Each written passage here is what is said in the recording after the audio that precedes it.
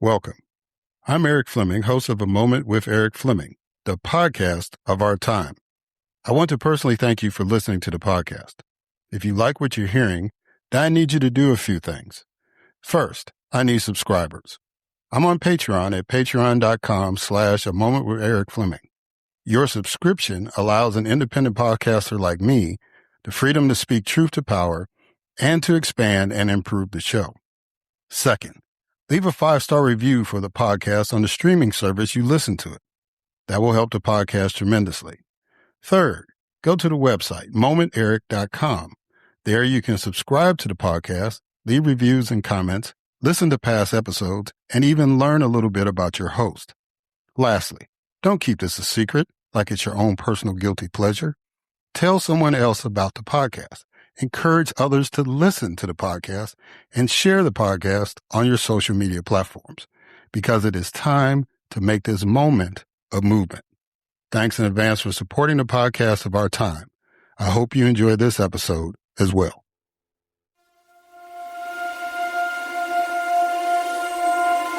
The following program is hosted by the NVG Podcast Network.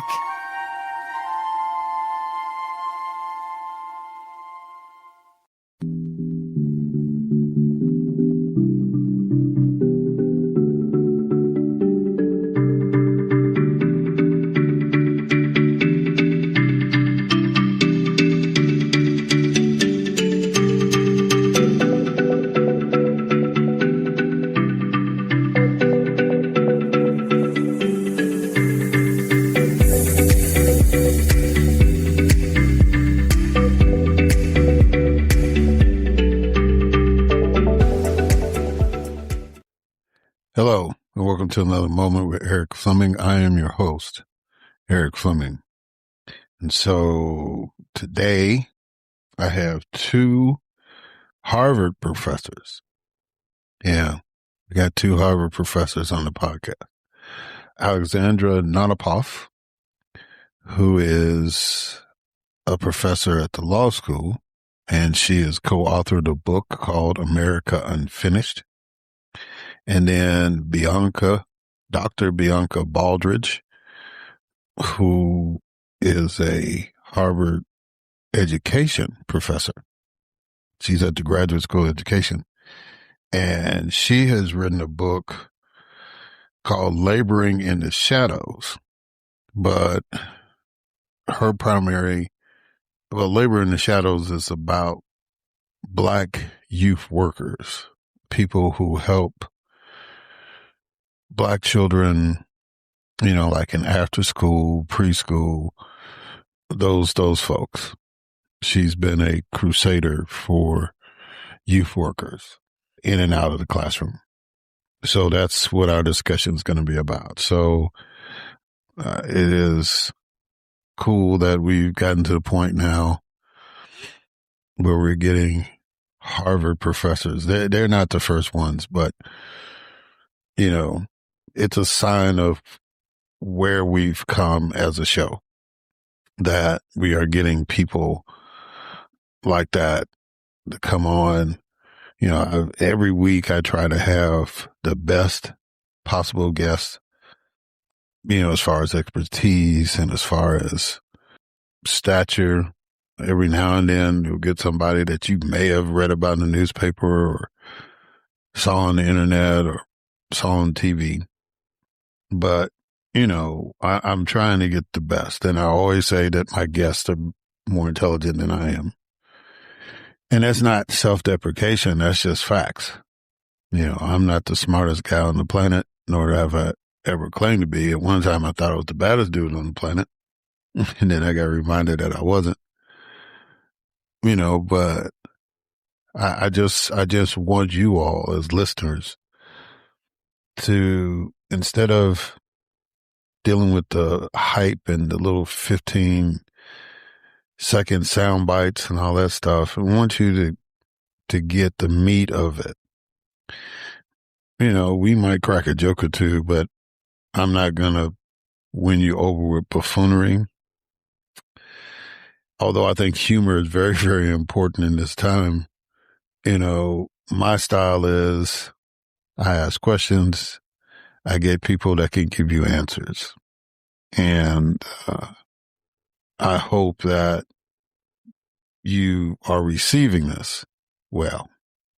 And if you are, then please go to www.momenteric.com and show your support either by giving this podcast 5 stars, making a one-time donation, or subscribing.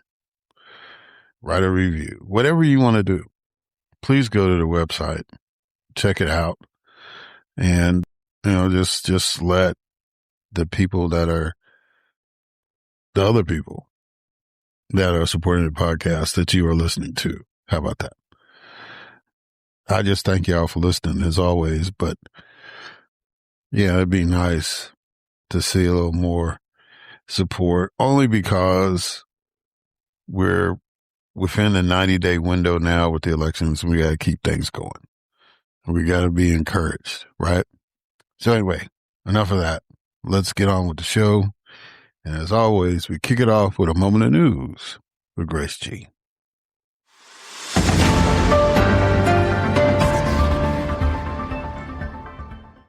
Thanks, Erik. 3 suspects have been arrested in separate incidents for sending death threats to witnesses following the disappearance and death of Nolan Wells in Mississippi.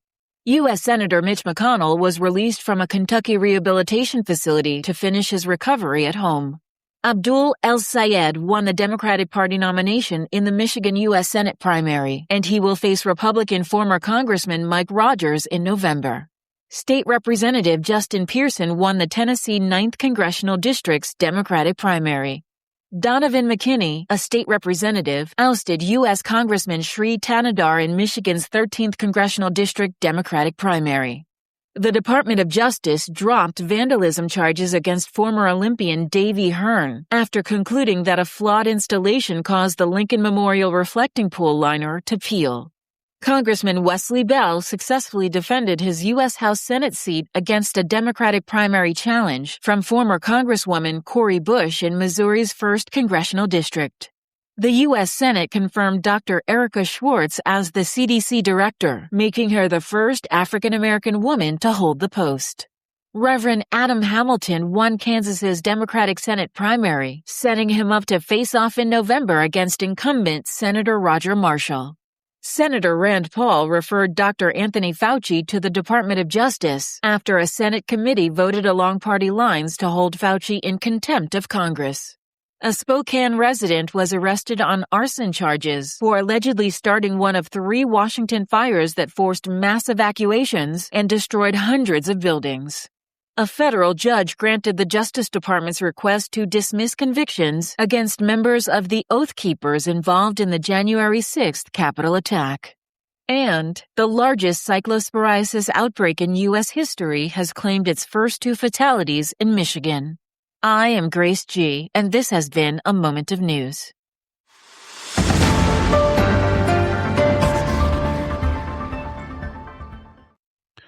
All right. Thank you, Grace, for that moment of news.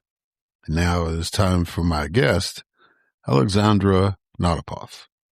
Alexandra Natapoff is an award-winning criminal justice scholar and a Lee S. Krendler Professor of Law at Harvard Law School. She writes about criminal courts, public defense, plea bargaining, wrongful convictions, and race and inequality in the criminal system. She previously served as a federal public defender in Baltimore, Maryland. She is also the co-author of this book called America Unfinished.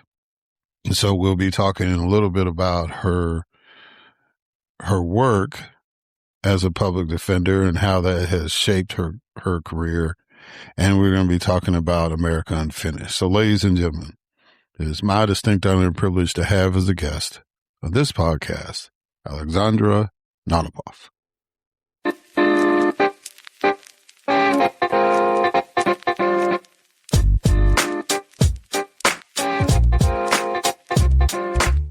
All right.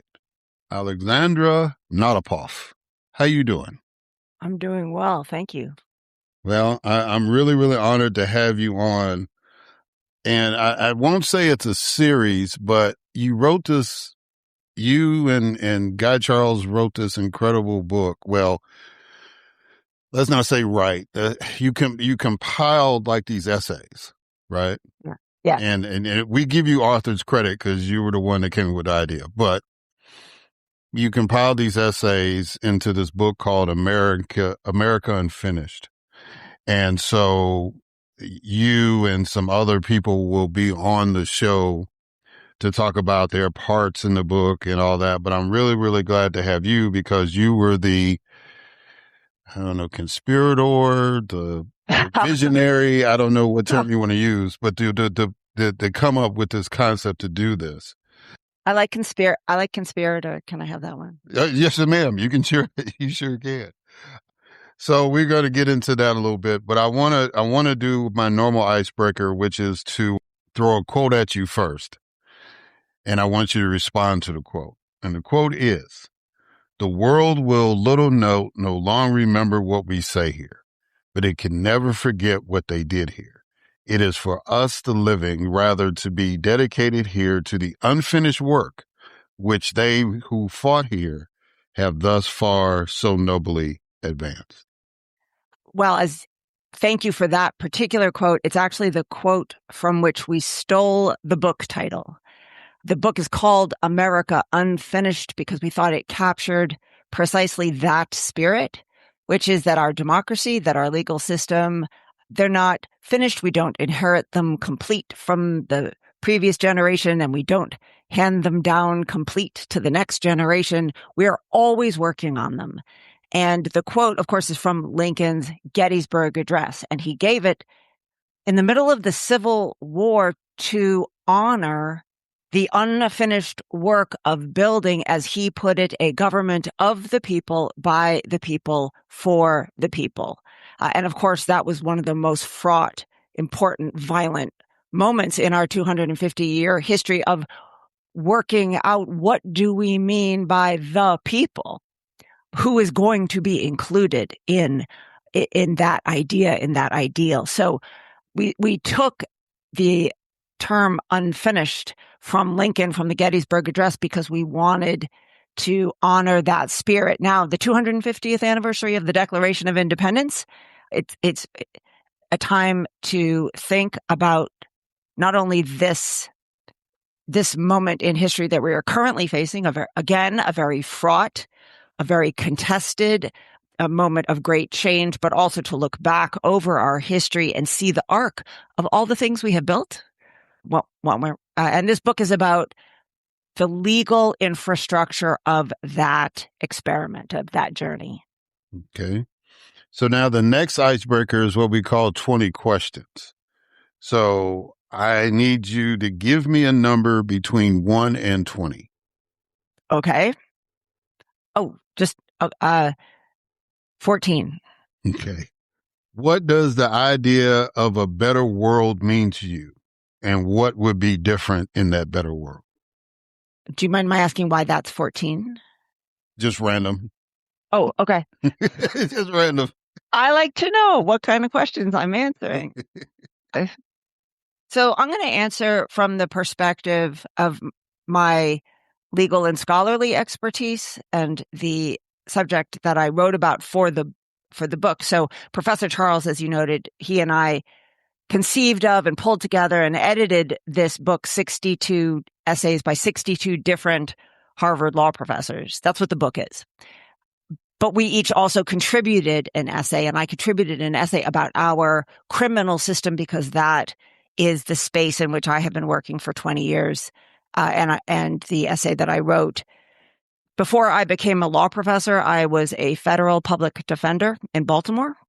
And so I sometimes joke, but it's not really a joke, that everything interesting that I know and learned, I learned in Baltimore.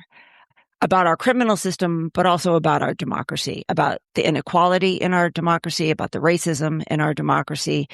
And to me, all those things have dramatically come to a head and can be seen in our criminal system. And so that's why I've focused on the criminal system, not because it's the only space in which to focus, but because it's so representative and so destructive and so dehumanizing and so inegalitarian.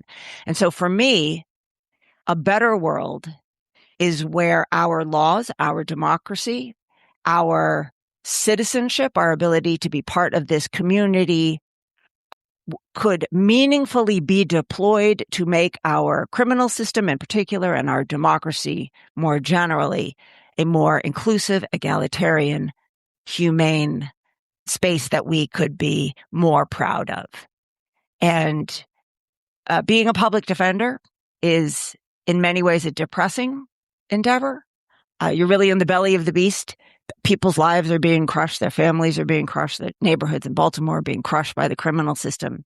And yet at the same time, it is a space in which people and legislators and lawyers and activists and community members can deploy the tools of democracy, of legislation, of law, to meaningfully push back. And so at the same time as I saw great injustice and great sadness in my clients' lives and in their cases, I also saw the possibilities of pushing back through law. And it was the inspiration for becoming a law professor. And so I write in the book about how our criminal system actually works pretty well for the wealthy, for the well-resourced, for people who are valued by the criminal system. It's not true for most Americans. Most ordinary Americans are not valued by our criminal system. But a better world would be one in which our legal infrastructure, our criminal system, accorded everyone the same dignity, respect, importance, and therefore protections of rule of law and the principles of rule of law. We're a long way off from that better world, I think. But to me, that's always a fight worth having. Yeah, and I'm going to get back to that particular contribution you made about the rule of law, because I really want you to dive into that a little bit. But before I get into that, I wanted to ask this question. Oh, I know what I wanted to say before. So my uncle was an attorney in Baltimore. I don't know if you knew him or not. His name was Fred Charleston, but he was an attorney in Baltimore for a number of years before he passed away. Why is Harvard important as an American institution? That's a great question. It's important for all kinds of reasons, both wonderful and problematic. So let's start with the problematic. It's an institution of great wealth, power, influence. It has been part of and produced the knowledge and the personnel for many of the inequalities that we were just talking about. It has not in its history always been an egalitarian or redistributive institution. At the same time, it's an institution of extraordinary knowledge and influence. It has brought so many people into the ability to speak about, of course, I teach at the law school, so I'm partial to law, but Harvard, as one of the preeminent universities in the United States, if not in the world, is the quintessential home of the power of knowledge and the ability to bring people into that space. So I teach law students, but for example, just a few weeks ago, I also taught a class at the undergraduate level for veterans who are thinking of coming back to college. And Harvard is also a place that invites people into this extraordinary world of knowledge and power. And so the double-edged sword is that it's an elite, powerful institution and therefore doubles down in some ways in that kind of hierarchy, which is by its very nature exclusionary. And yet at the same time, because it does open its doors, because it does welcome more people in, because it does make more things possible, it is also redistributive. It also shares knowledge. It shares opportunity. It shares possibility. And so we're always walking that edge between what is inspiring about Harvard and what, frankly, I think, and my co-editor, Professor Charles, it's one of the reasons we pulled this book together. We thought as professors at Harvard, we have not only this incredible opportunity, but frankly also an obligation to share. That is what makes Harvard great, that we are able not only to create knowledge, but also to share it. And so that's really the spirit of this book. Yeah, because that was my next question. Why did America Unfinished need to be written? Well, it started about 6 or 8 months ago. We were grappling. So Professor Charles and I have been colleagues for a long time, and we've been in this conversation for a long time. What does it mean to be a legal scholar, to have been an attorney and now be a legal scholar, to have the opportunity and the privilege of being at Harvard Law School, where you can create knowledge and bring people together in a way that can be influential or powerful? What is our responsibility at this moment when so much of the American legal governance infrastructure is contested and some of it is on fire, and some of the legal profession is on fire, and parts of Washington, D.C. are on fire? What's our responsibility?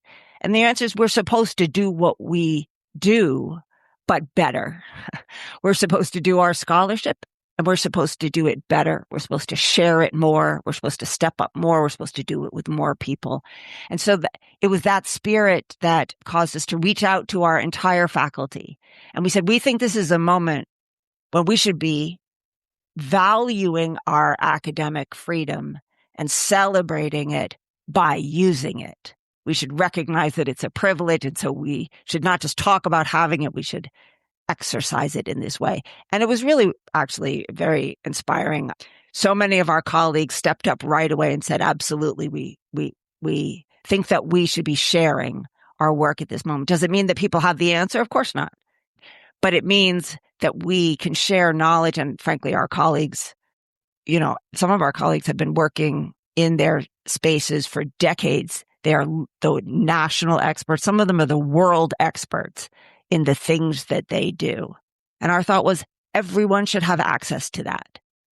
And so we pulled together the book as a response to this moment in American law and governance, but also, of course, in honor of the fact that it's our 250th anniversary, which should be a time for reflection, for rethinking. Are our old ways good ways? Should we change our habits? We often update ourselves on our birthday. Okay, what's working? What's not working? What do we need to do differently? So we really tried to embrace the moment in a way that might be helpful to and engaging for as many people as possible. So I got a personal question. How come the preamble to the U.S. Constitution didn't make the cut? You got the Declaration in there. You got the Gettysburg Address. How come the good old preamble didn't make it? Well, one of it was we did this very fast and had page limits. So we had to argue to get more space in the first place.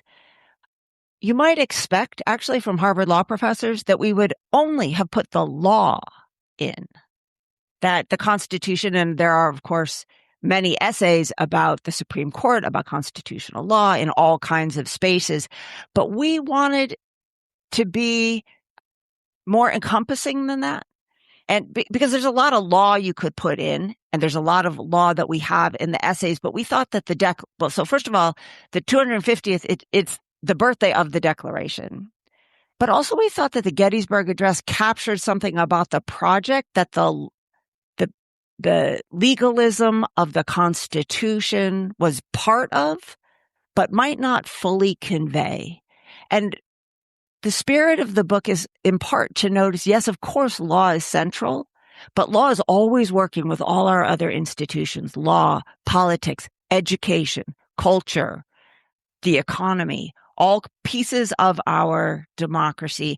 And so you're absolutely right. We could have put the preamble in, but actually we were trying to be more capacious, as it were, more imaginative, and include things that maybe wouldn't be quite so entirely straightforward.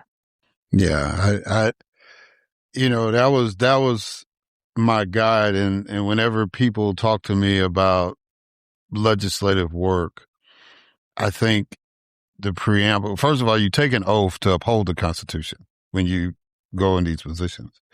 But I think that preamble is the best guide because, first of all, you're establishing what the target is.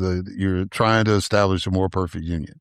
And you make a commitment to defend the nation, you make a commitment to provide for the general welfare, and you make a commitment to protect individual liberty. As a legislator, that's your job, right? So I that's why I value that paragraph so much. It was like John Meacham was talking about the sentence in the Declaration of Independence was the most important sentence. I would argue that the preamble is the most important paragraph. And so, I just, like I said, that's personal for me, but we'll move on. I don't. Well, how about we'll include it in volume 2? How about that? Thank you. Thank you so much. I like to hear. Of course. All right. And Annette Gordon-Reed asked a question, so I'm going to ask it to you. Are we a democratic nation or a heritage nation? Yeah. So look, if I could just celebrate that particular essay that you're drawing from for one moment. So as I said, there's 62 essays in this book from 62 different Harvard law professors, and Professor Gordon-Reed wrote one of the first essays in the book. It's called Making Americans a History. And of course, we're very fortunate to have Professor Gordon-Reed. She's one of America's most preeminent historians. And she takes us all the way back to the founding, to the roots of the argument. And it's a fascinating essay for your listeners. I hope people will take a look, especially at this one. And she takes us back as a historian to 250 years of fighting over this question. Who gets to be American? What do we mean when we say that we are American?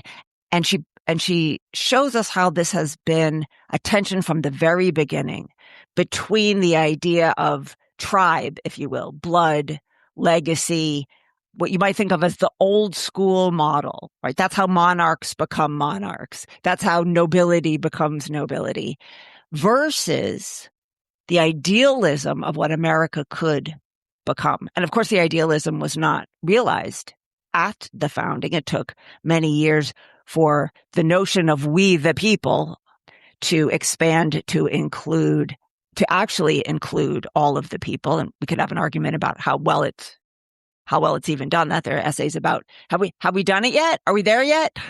Is everyone included? But Professor Gordon-Reed shows us that this has always been a fight. And we're seeing it now in the fight over immigration, in the violent over-enforcement of immigration across the country that has so shocked so much of America. And I think part of the shocking quality is not just the violence, although that violence is shocking, and it's not just the illegality, although so much of it is illegal. It's the ethos. It's the idea that we're going to be so cramped, so exclusionary, so narrow in our notion of who counts as American. And I think part of the outrage and the shock shows that actually a lot of Americans, that we don't agree, we think that we are inclusive. We think that we are one people under law. We don't think you have to be born in any particular place or speak any particular language or come from any, particular ethnicity. We don't agree with that. So Professor Gordon-Reed, I think, writes this beautiful historical essay explaining the arc of that argument that, frankly, we're having today, every day. Do you feel that the current administration has damaged the concept of the rule of law? So thank you for asking me that question, because it is what I write about in the essay for this book. So let's take a step back. In the criminal system, which is my area of expertise, rule of law has always been shaky for ordinary Americans. So when I was a public defender in Baltimore, as I have done my work and scholarship about the criminal system over and over again, we see how the criminal system abandons rule of law for ordinary people, for the vulnerable, for people who don't have the resources, the money, or the social capital to fight back. And so I think one of the things that's happening in our political discourse right now, in our legal discourse, is a kind of a romanticization of the American legal system as if somehow it was all working perfectly until this moment, and then the Trump administration broke it. And at least in the criminal system, I think there's a very clear story to be told about how that isn't the case. What is the case actually is that our system has been vulnerable to exploitation and abuse for a long time, and the administration is taking advantage of tools that were forged long ago. So as I explain in the essay, we now live in a world where pardons can be courted and purchased for millions of dollars, the presidential pardon power, where federal prosecutions are openly political. Embrace the idea of political reward and retribution. Now, in the world of criminal law and criminal scholarship, we all look at each other and we point out, it's always been kind of political. There's always been a political strand, a political valence to the way we have formed our criminal system. And many of us, including myself, have argued against what's unfair about this for a long time.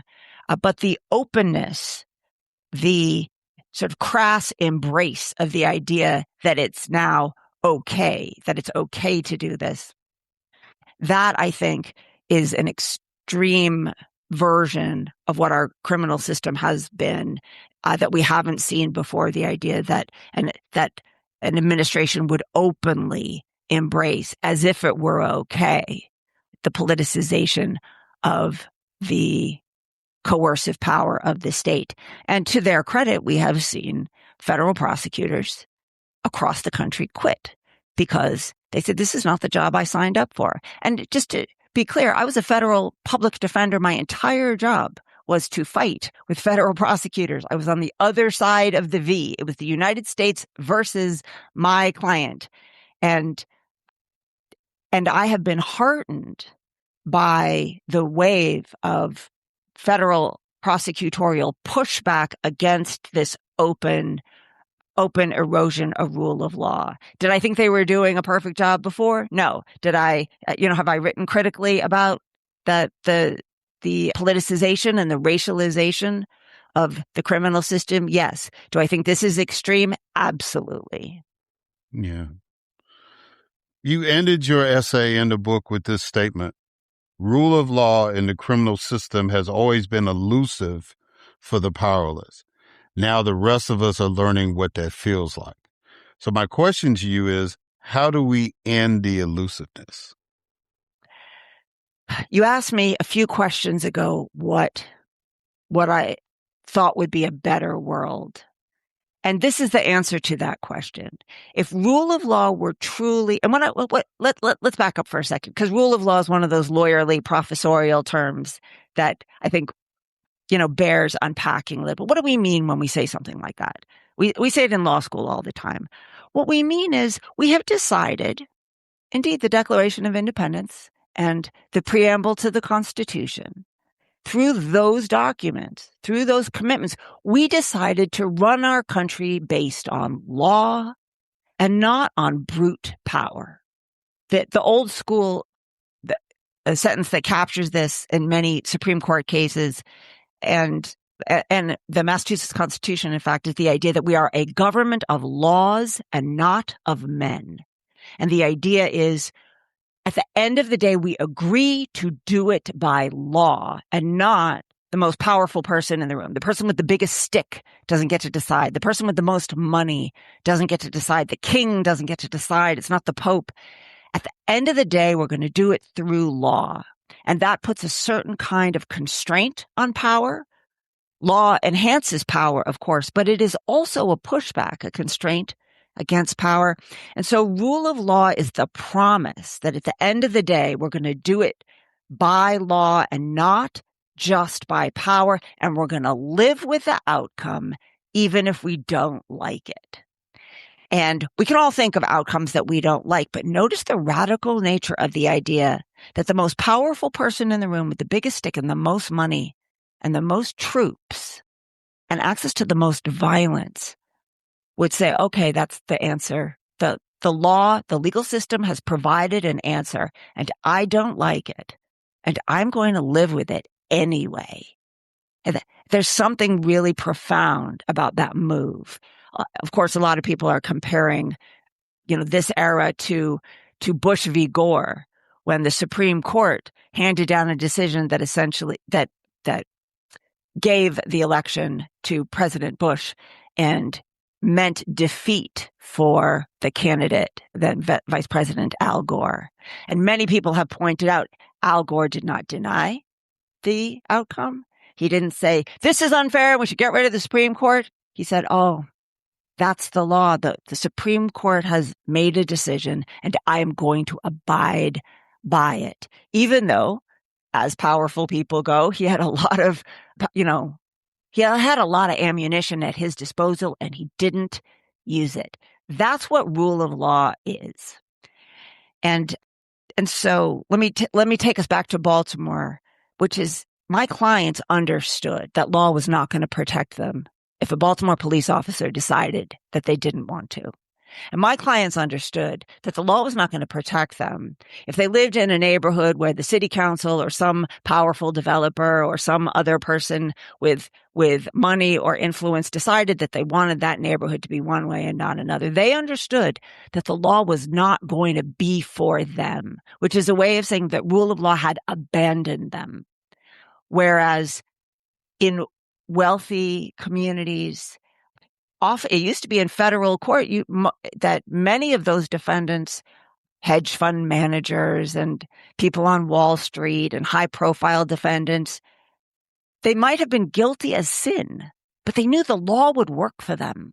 They were going to get to invoke the Fourth Amendment. They were going to get to argue about what the rules meant. They were going to get to use the law. The law was for them.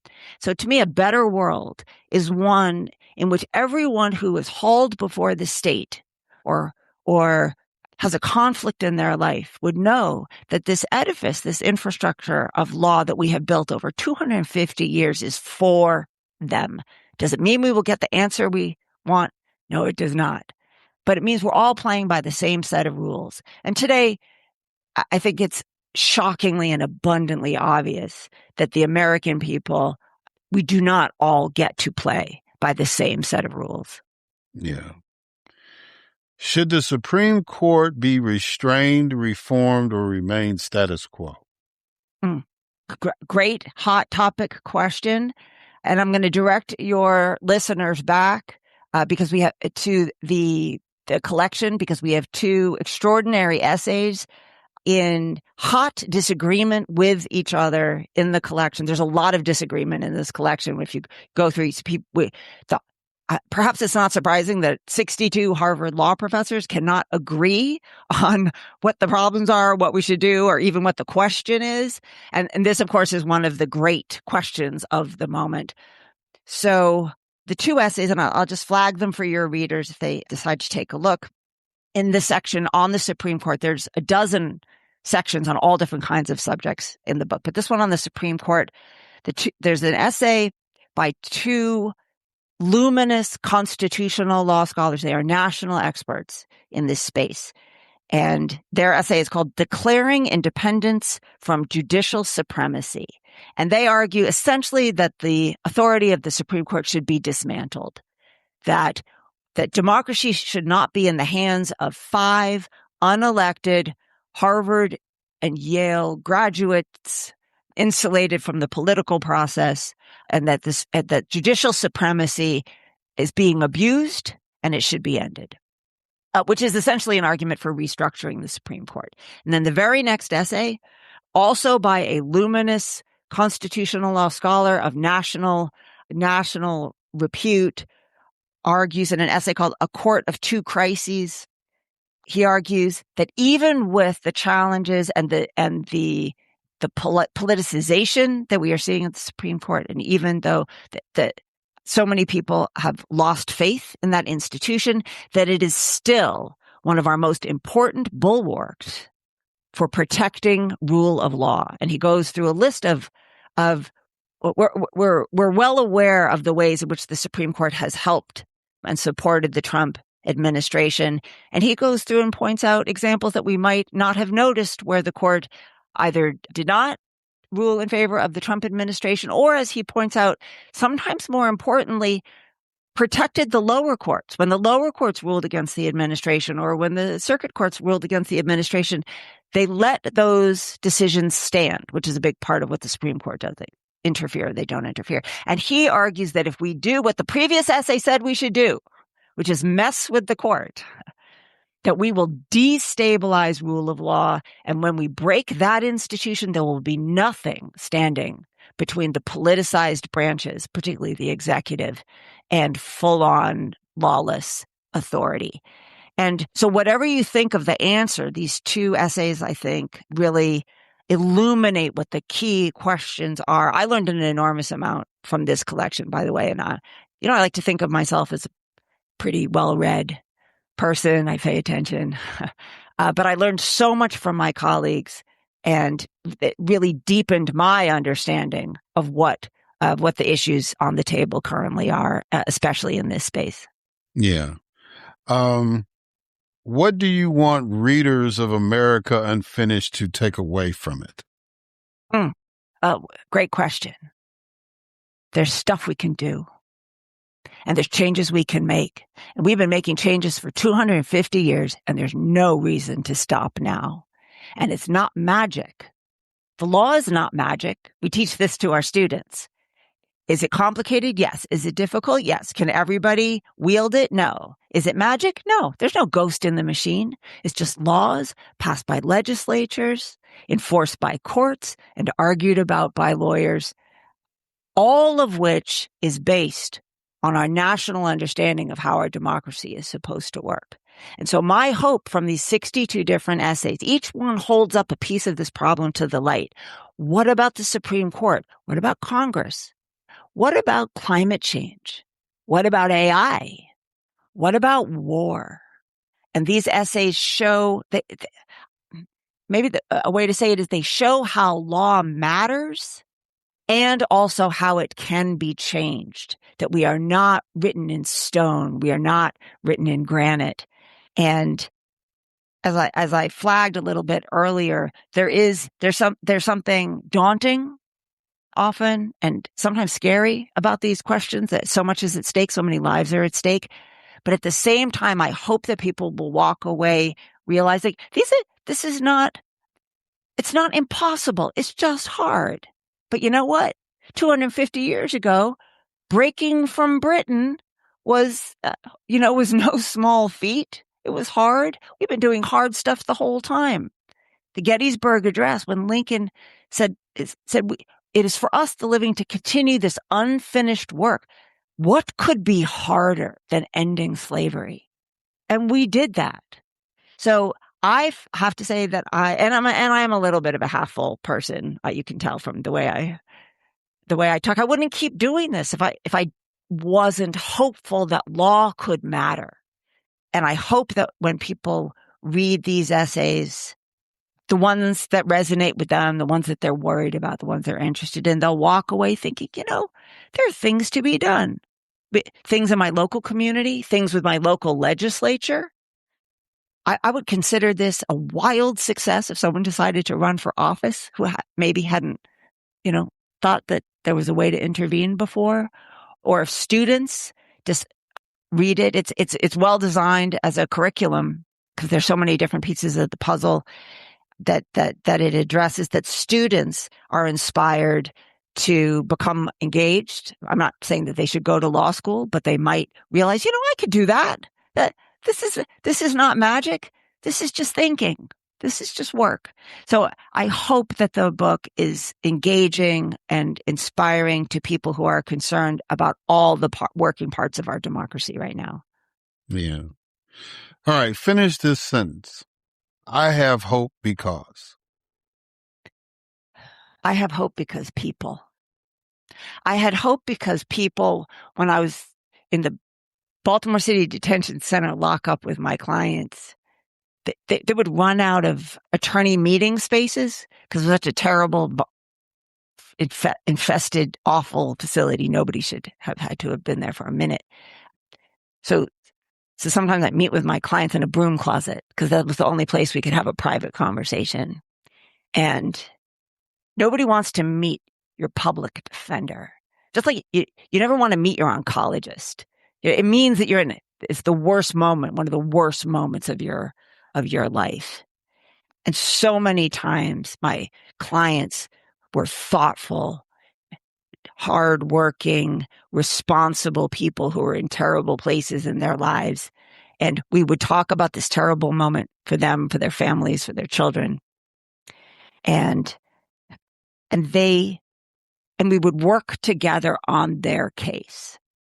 So that's the worst case scenario. That's one of the worst things that can happen to a person charged with a federal crime. You're in a broom closet with your federal public defender in Baltimore trying to figure out what to do next. And yet they stood up. They were thoughtful. They were responsible. And that has given me hope for 20 years that if they can be intelligent and thoughtful and rational and try to do the right thing. They say, I have made a mistake, or I am in this terrible fix. What can you do for my family? How can you help my family weather this? Or how can you help me? And my colleagues in the Federal Public Defender's Office who took on terrible, impossible cases.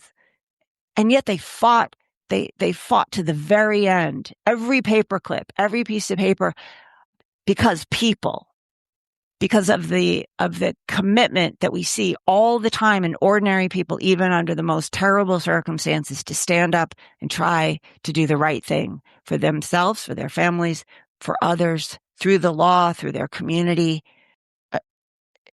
I think many of us were very moved and inspired and given hope by Minneapolis, when the people of Minneapolis, ordinary people, these are not these were not fancy people with a lot of money and big sticks and fancy degrees. And they looked around and they said, this is wrong. And they got in their minivans and they took their neighbors' children to school. How could you not be hopeful when people do that under terrible circumstances? So that's what makes me hopeful. All right. So Alexandra Natapoff, thank you for doing this. How can people reach you, and how can people get the book? So Harvard Law School, the website is public. There's only one Natapoff there. So if you Google my name, Natapoff, and my email is public, it's just on the website. There's also a page on the Harvard Law School website that is dedicated to this book, America Unfinished, with not just information about the book, but videos from different contributors talking about their essays, with free materials, other ways to delve into it. I think it's a really wonderful page that the school put together. The book itself is published by MIT Press. You can get it in any, whatever independent bookstore you like to go to, or any online outlet that you prefer to use.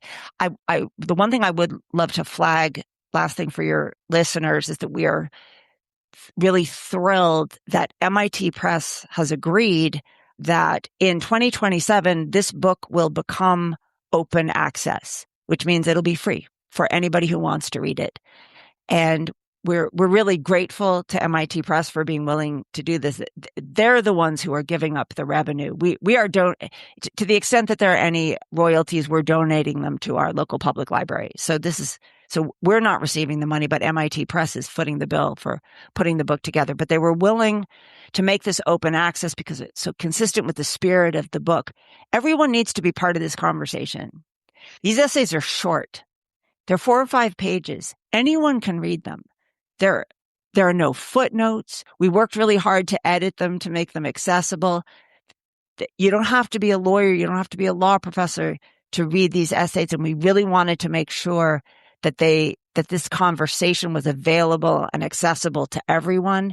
And so because MIT Press has so generously been willing to make this book open access in 2027, it means if you don't have, 20 odd bucks right now, and so many Americans, don't, don't have any extras lying around right now. It will be available. No one will be cut out of the conversation that this book is trying to be part of just because you don't have, $20 at the moment. So we're really grateful for that piece of the puzzle. Yeah.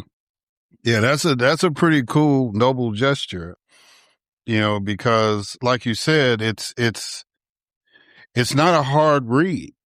It's very easy because, like you said, the essays are no more than 4 or 5 pages and all that, but you can feel the depth of knowledge that each one of these contributors puts into the essay.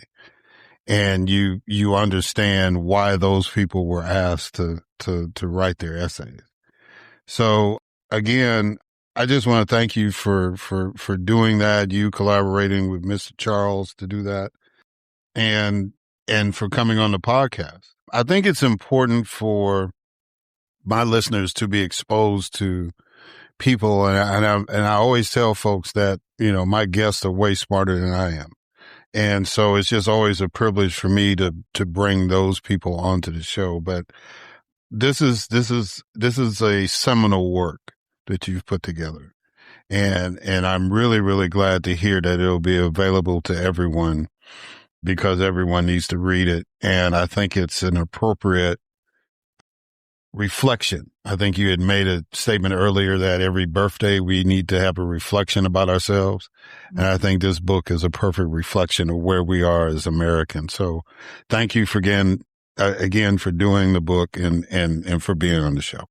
Well, thank you so much for having me. All right, guys. And we're going to catch y'all on the other side.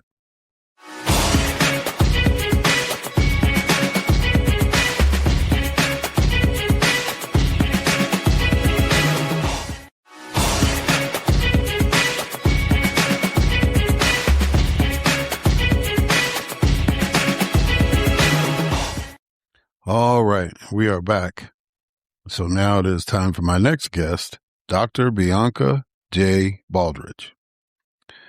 Dr. Bianca J. Baldridge is an associate professor of education with expertise in community-based education and critical youth work practice at the Harvard Graduate School of Education. As a sociologist of education, Baldridge's research explores the social political context, community-based youth work, and critically examines the confluence of race, class, and gender and their impact on educational reforms that shape community-based spaces, engaging Black and Latin youth. In addition, she explores the organizational and pedagogical practices employed by youth work professionals amid educational reforms and restructuring. Baldridge's first book, Reclaiming Community, Race, and the Uncertain Future of Youth Work, examines how racialized, market-based reforms undermine the efforts of Black community-based organizations to support comprehensive youth development opportunities.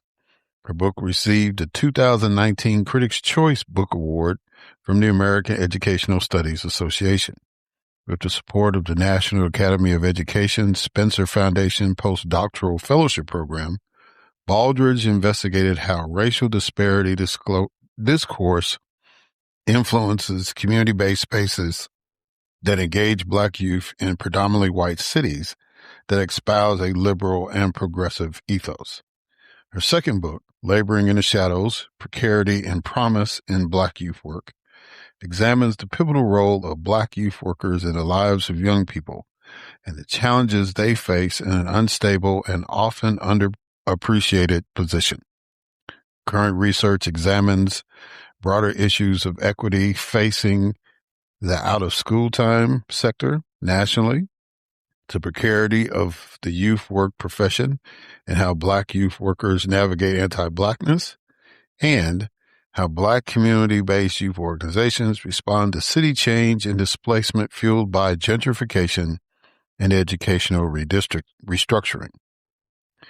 Baldridge's research appears in journals such as the American Educational Research Journal, Review of Research in Education, Teachers College Record, Educational Researcher, and Race, Ethnicity, and Education. Baldridge's experiences as a youth work professional in U.S. cities and abroad also profoundly inform her research. With a deep commitment to engage, research, and disrupting oppressive youth development spaces, Baldridge works with several out-of-school time networks and facilitates communities of practice with organizational leaders and youth development professionals nationwide to sustain justice-oriented and humanizing youth work practices. Ladies and gentlemen, it is my distinct honor and privilege to have as a guest on this podcast, Dr. Bianca J. Baldridge.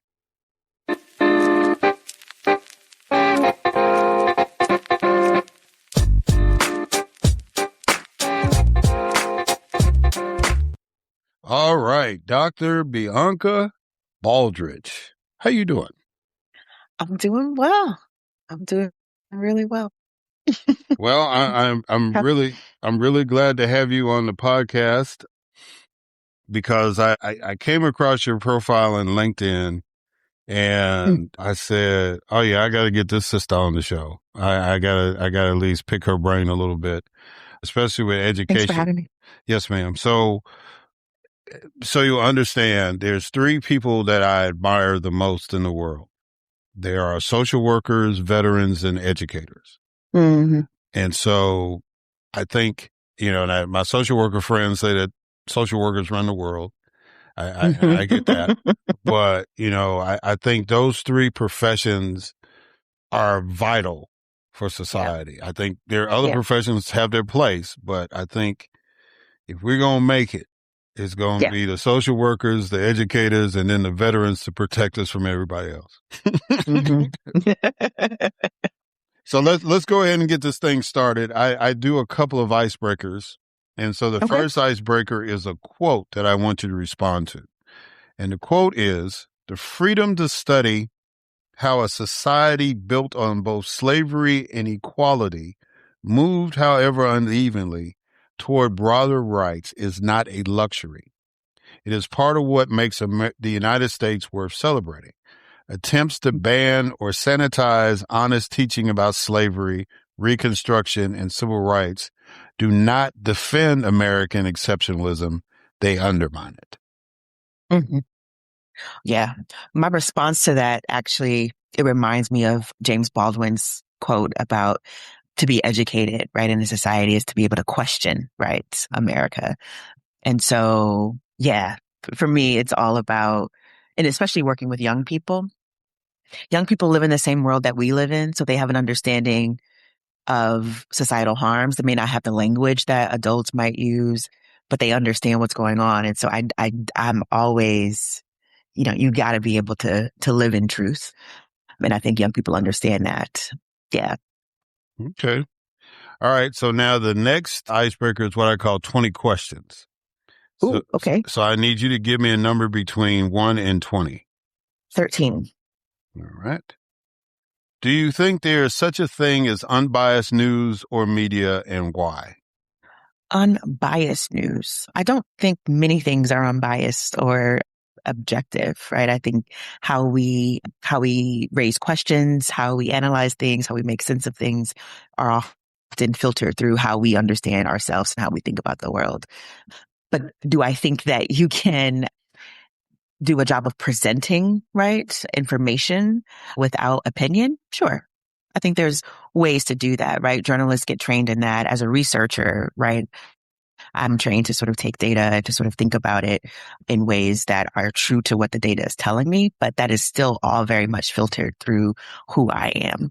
So I guess it's a yes and no. I understand. Where on your journey of life did you decide to be an educator? This might be embarrassing, but I remember being in the first grade and lining up my stuffed animals, pretending to teach them. I knew that I always wanted to do something with education. I grew up in South Central Los Angeles. I had amazing Black women teachers, and I admired them. And so I wanted to mimic them, like mimic what I saw. I loved learning. And so I knew that I always wanted to do something in education. So probably first grade. And then that shifted a bit as I went into middle school and high school, and understood that I loved teaching. I loved working with young people, but it didn't necessarily need to be in school. Right. And I started doing work and teaching and facilitating and work with young people outside of school context. So first grade is where it all began. Thanks to Miss Walford. Yeah. Yeah. That's awesome. But, cause like I tell people, my journey in politics started when my parents bought me a set of World Book encyclopedias at 3. And Wow. and I found this page. It was a 2-page spread of pictures. And I said, I want to be one of these pictures up here. And that was the spread for President of the United States. And then, of course, you flip the pages and it went into detail about what the office is and all that. But it was like, you had me sold on the portraits. I wanted one of those portraits, right? So, of course, I didn't get to be president, but it started me on my journey in politics. So now I always believe in a superhero origin story. And so what was your moment, right? And when you decided to do what you do. So that's cool that you had the little animals lined up and stuff. I love that. I love that. And you mentioned encyclopedias. Like I remember encyclopedia salesmen like coming to the door. I'm old enough to know that when they would sell it from door to door. I remember my parents getting them. Yeah. The kids don't understand that. They don't get it. As a matter of fact, the guy who was really, I think the last Democratic governor for the state of Mississippi, Ronnie Musgrove, when he was a young man trying to make a little extra money, that's what he was doing, selling encyclopedias. And, our children can't even imagine that. It's like, you mean the app that I could put on the phone, people were actually selling these books? Yes, they were doing it. And our parents were buying them. That's right. Yep. All right. In the introduction to the book, Laboring in the Shadows, you said youth workers, the volunteer, part-time, and full-time staff in these programs are essential to American social, political, economic, and educational life. Why do you believe that? Oh, I believe that for many reasons that actually you mentioned in your introduction in thinking about social workers, and I think you mentioned veterans and educators. There are groups of workers in our society that literally help society function. And I believe that youth workers are one of them, though they're often invisible and not always mentioned alongside classroom teachers. So youth workers, again, are the professionals who work in nonprofit youth serving organizations, community-based serving organizations, those that might be identified as after-school programs, whether they are run by school districts or independent programs, independent organizations across the country. And so when you think about young people spending time in school, they only spend about 18% of time in school. Some of my colleagues, fellow sociologists, have studied this, right? Which means that if 18% of their time is spent in school, they spend about 41% of time sleeping, which means their waking hours is another 40%. And so during that time, they are doing things like leisure activities, being at home, chores, and extracurricular activities. So spending time outside of school, engaging with their peers, or some kind of other forms of activities during non-school hours, right? Which means that parents are allowed to work, right? So when parents are allowed to work beyond the school hours, that is serving our economy, right? They can be into the workforce. Youth workers also support our school systems. Many community-based youth serving organizations, or how I talk about them in my work, community-based educational spaces, they are often making up for what schools lack, what they can't provide, or what they refuse to provide. Right? And so you have youth workers who are in many ways filling in the gap and meeting young people, not as part of their family, not as part of their school, but they're these other group of people that are supporting the social, political, educational development of young people. And so I don't think this is too much to say, but I do think that on some level, society would collapse, right? If you didn't have spaces where young people could go after school. And those places that they're going after school, they are staffed by youth workers, right? By people who love young folks, who are working to ensure that they're okay, that they are safe. And then also thinking about the number of resources that might be provided. to young people. So many youth serving organizations are serving meals, right? Providing young people with snacks after school, and they may not have eaten that day, right? So it's essential labor that I argue is often in the shadows, right? Hence the title of the book, Laboring in the Shadows, that these organizations, these programs that support young people and their families are kind of everywhere, right? In many ways. So you think about our national youth serving organizations, the Boys and Girls Club, the Y, Big Brothers, Big Sisters, like those are national programs, but there are so many independent grassroots programs that are not tethered to national networks. But then you also have work that's taking place in faith-based communities, right? Or in parks, museums, libraries, right? So youth workers are really everywhere, right? They're doing this labor. And I would suggest that they're often hidden in plain sight, right? We interact with them, but we may not know that that's what they're doing. Yeah.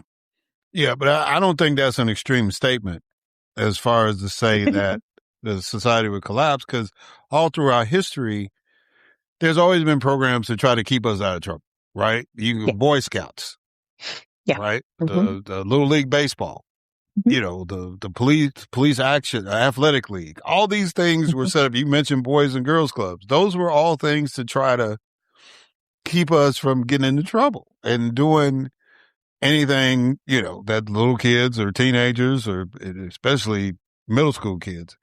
I didn't realize how bad middle school kids were until I got older. It was like, I was like, was I that bad at 12 and 13? Because it was like we didn't have middle school in Chicago. It was like you went from kindergarten to eighth grade. So maybe that minimized the damage we could do. I don't know, because we were like upperclassmen in that school. But it's a special time. Man, it is a special time of development, for sure. For sure. I spent some time, working in nonprofits with middle school students, sixth graders, seventh graders, and eighth graders. And they're cool in the sense that they will tell you the truth, right? Like they have no filter.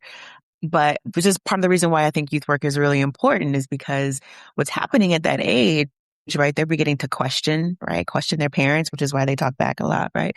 They're awkward, right? So they're coming into their bodies. They're trying to recognize and name like the many different kinds of emotions that they're feeling.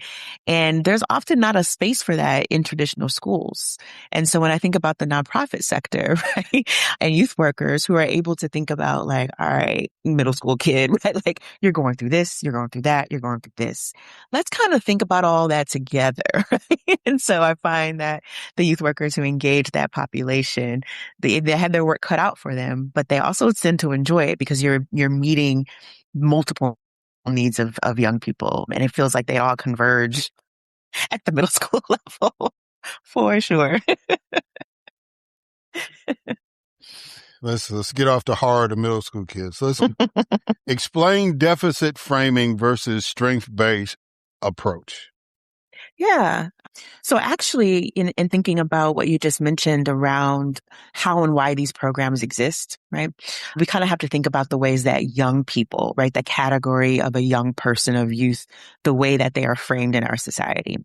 And when we think about teenagers, we think about preteens, there's all these narratives around like how quote unquote bad they might be, or like troublemakers. I remember growing up and my mother had a refrigerator magnet that said, "You don't scare me, I have teenagers," right? So it's always like, young people are sort of meant to be kind of controlled, right? We're supposed to follow directions and all of that. And so at the time of even just the emergence of after school programs, when women, right, had to go into the workforce, children run unsupervised. So there's always been this language around, we got to keep kids occupied. We got to keep them occupied and off the streets. Otherwise, they're going to get into vagrancy. And so let's put some structure to this out of school time. So a lot of that has sort of carried into programming today. And I've argued throughout my career in the ways that it's been classed, but then also racialized, right? So you get this framing, particularly around young people of color, primarily Black and Latina young people living in poverty, that if they're not occupied, right, they're going to roam around the streets and they're going to terrorize the neighborhood. And so it becomes this. So then community organizations then become these spaces of containment for Black and brown kids. And I've spent a lot of my career kind of rejecting that, because that gets into these ideas of what they're perceived to be lacking or deficit, right? And so in youth programming, you get frames that, oh, these kids are at risk, they're broken, they need to be fixed. And I think on the surface, that language doesn't appear to be kind of this like negative framing. But when you think about it, it's like, well, at risk of what, right? It often puts the blame on individuals and on culture, and not in what's lacking in institutions and what's on sort of structural problems that sort of create the conditions that young people and, individuals are trying to navigate. And so that deficit framing throughout my career, I've really sort of pushed back on it as it pertains to Black education and Black youth, because a lack of or something that's different is not deficient. And the language around youth work that is deficit oriented positions these organizations as their saviors, as something to be fixed. And also that kind of, I think, takes away from their humanity, right? And it becomes that these organizations are only set up for, kids of color, right? Black kids or poor kids, when all young people, right, deserve opportunities to be engaged after school. The strengths-based approach, on the other hand, is really not looking at what's lacking, but what is already held, right, by young people. What are their talents? What are their gifts? What has their family and their communities poured into them? And that the different approach to that is thinking about organizations who can look at a young person and say, I see you. I see you're already brilliant. I see you're already whole. I'm just here to help. I'm here to enhance what you already have. I'm here to maybe expose you to the things that you want to learn about, or things that you may not have access to, but there's nothing wrong with you as a person. I think much too often, particularly in the education system, we look at young people as problems.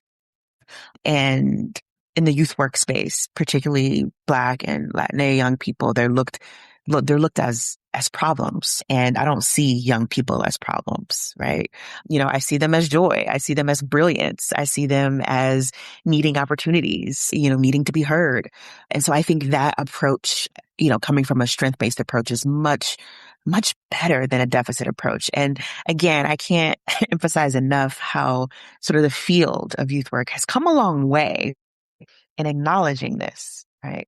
And it's taken not only my work, but like lots of people before me who have said, like, we have to frame this work in different ways, right? Again, we're not fixing anybody. We're not saving anybody.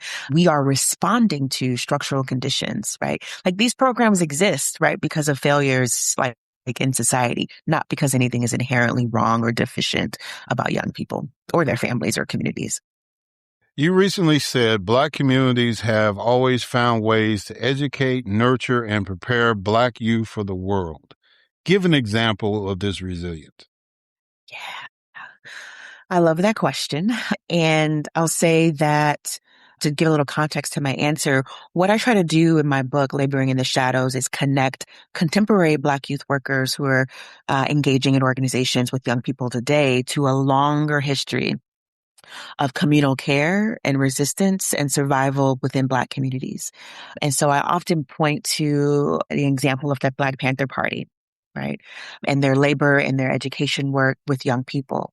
So programs like the Free Breakfast Program, thinking about their community and survival conferences, the ways in which they would emphasize critical consciousness and social awareness for young people, right? That kind of political education work even precedes them, right? Like, we've always found ways to nurture, protect, and educate young people. I think even before then, I talk about in the book Mary McLeod Bethune and the work of the youth administration and the work that she did for Black youth in finding employment opportunities and opportunities for civic engagement, right? So there's always been the work, right, of whether it's informal, whether it's, grandparents at the kitchen table, whether it's a formal organization like the National Youth Administration led by Mary McLeod Bethune, or whether it's the Black Panther Party, right? There's always been an effort to not only educate young people, right? So in terms of what's happening in schools, but also and prepare them for the world that they were going to inhabit and how the world was going to see them. And it's often, right, as Black people, less than human or as a problem, right? So how to navigate like white supremacist institutions, right? How to sort of carry yourself in the world. All of that is a part of the education, right? So education is not just schooling, right? It's also how to show up in the world, how to navigate the world. And that's just always been essential to Black communities, right? I think about growing up in South LA, right? I got talked to by my parents, by my uncles, by my aunts, cousins about, how the world was going to perceive me, right? That was an education that I took with me into the classroom when I went to college. Went to UC Berkeley, right? As, how to prepare for that, right? As a Black student and being one of few Black students on campus in a predominantly white institution. How was I going to understand who I was, right? As a Black woman in that space. So that kind of education is not only essential to Black youth work, but it's always been a part of Black educational practice. Yeah. And that's something that I guess try to wrap my mind around a lot of times. UCal, Berkeley, Northwestern schools, Mm-hmm. even Harvard, I remember going to visit my friend who went to Northwestern. And I remember seeing I guess they had the dorms where the cafeterias were in the dorms. And so Mm-hmm. all the Black students that lived in that dorm sat at that one table. Yep. And I have to remind myself that I was spoiled. I went to Jackson State. And Okay. so when I listen to you and my friends and other folks talk about your experiences at these colleges, it's like, oh yeah, that's right. There wasn't that many of them around there. It's like they all hung out together. It was just weird to see all the AKA sitting next to the Delta, sitting next to the Sigma Gamma Rho, and then the Q, and they were all sitting at the same lunch table. And, Yep. and I was just like, wow, yeah. So I have to keep, when you said what you said, that's what triggered that about Berkeley. It was like, yeah, I guess there wasn't a whole lot of Black kids when she was there at Berkeley. Yeah. Okay. Robin D.G. Kelly said, the catalyst for political engagement has never been misery, poverty, and oppression, but the promise of constructing a new world. Do you agree with that statement and why? Oh, absolutely. I absolutely adore the work of Robin D.G. Kelly and was so thrilled that he was able to blurb the book. And his notions of freedom dreaming is so is so important to me in many ways. So being trained as a sociologist, I can talk all day about social conditions and structures and systems of inequality. And I do that. I can do that well. I love doing that. I love to be able to point out, right, the ways in which structural oppression sort of shapes our lived experiences. I love doing that. But also recognizing that there has to be room for not only what I want to tear down, but also what I want to build, what I want to create, what I want to imagine, right? What the vision is. And so the importance of activists, right? I mean, this is, drawing on Kelly's work and thinking about the systems we might be tearing down, but what's going to be in its place? What questions do we have, right? What is our imagination? What is it that we want to see?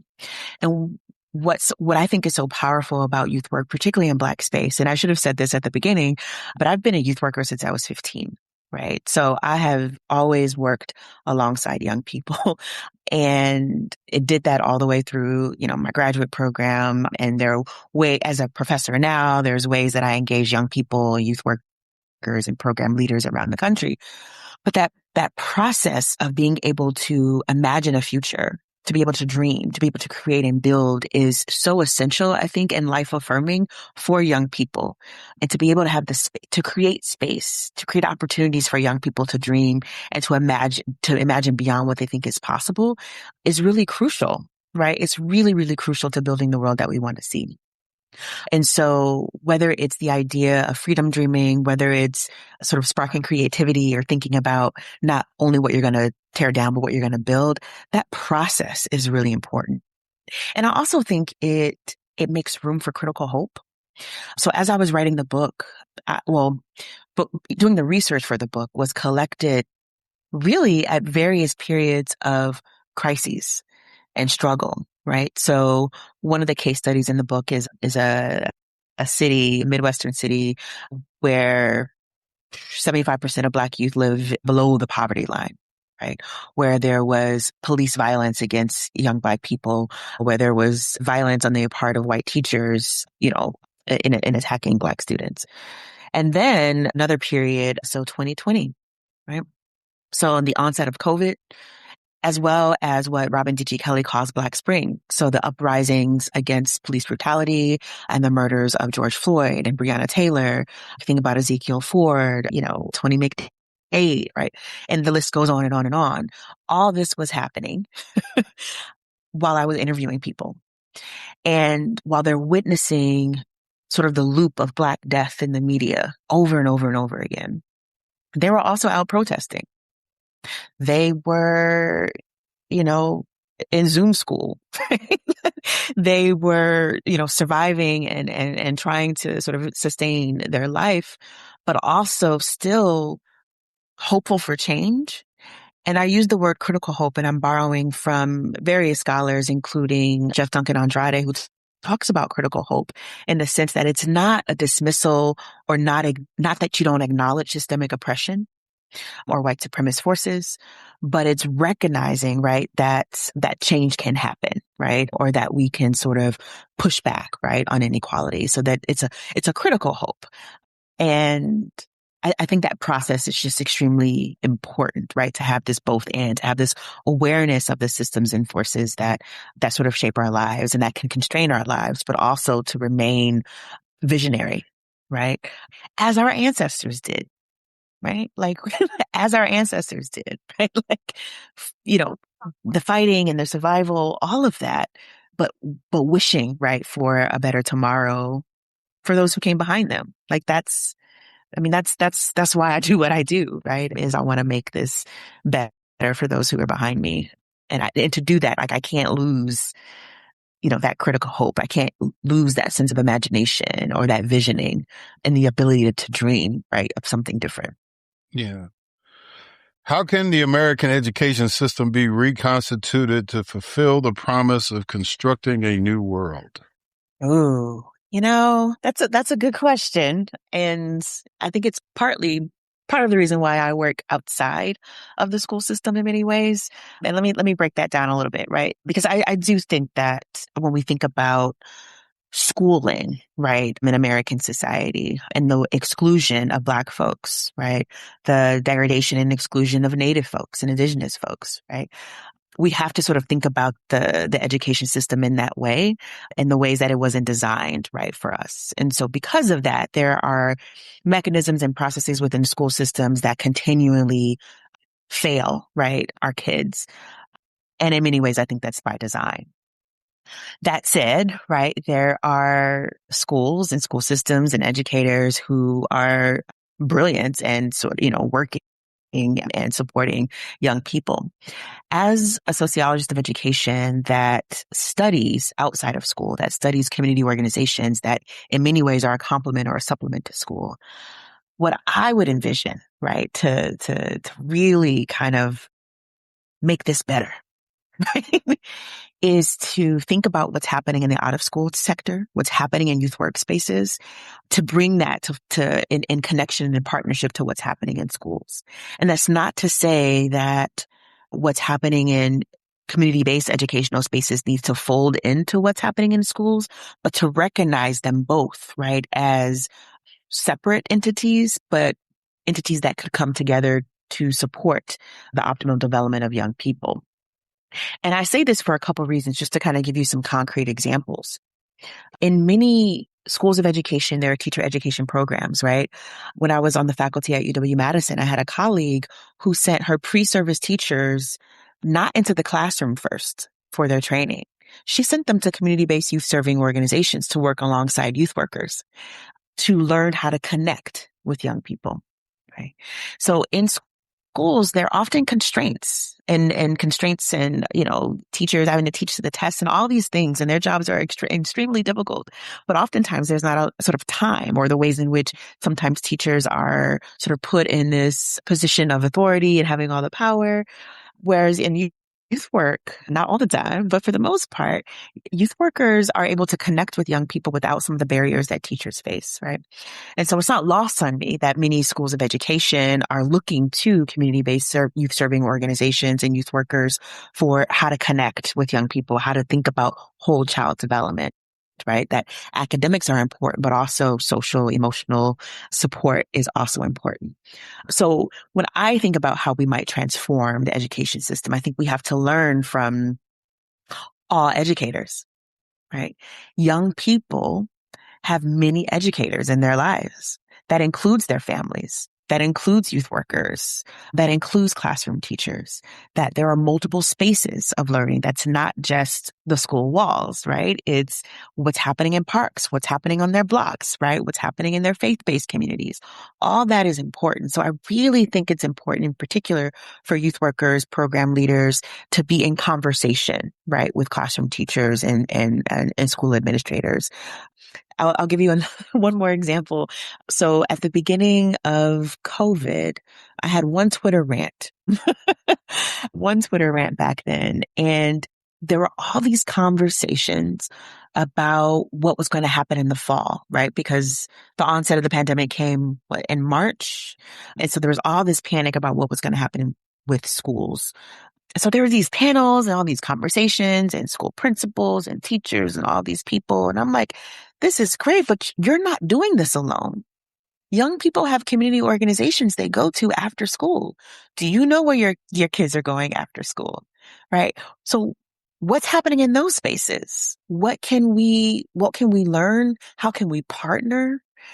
And as we saw, there were libraries that were opening their spaces to provide internet services, right, to young people. You have folks who are, pivoting and working in parks, right?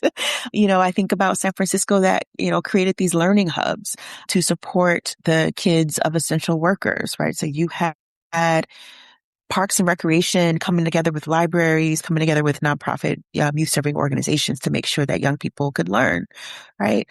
So it's just, youth workers have always been there. They're also exemplary at care work, and in particular, care in crises. And so I think we have to learn from each other. We have to be able to pull like what's wonderful and beautiful about schools and what's wonderful and beautiful about community organizations and be able to talk to each other. But that also requires, right, school systems and classroom educators to see youth workers as educators, right, as pedagogues, even if they don't have the same kind of degrees or training in the way that they think is needed, right? So I just think that's really important for us to just really think about young people's broader ecosystem of learning, that it's not just schools. It's never been just schools. It's never been just that, right? So we have to really learn from young people's broader ecosystem of development and the people, the educators who are in that ecosystem. So I forgot to ask you the Harvard question. I'll get back to that. But since you're on this flow, in the context of changing the American educational system, was the dismantling of the U.S. Department of Education a good thing or a bad thing? Dismantling? You mean under this current administration? Yes, ma'am. Yeah.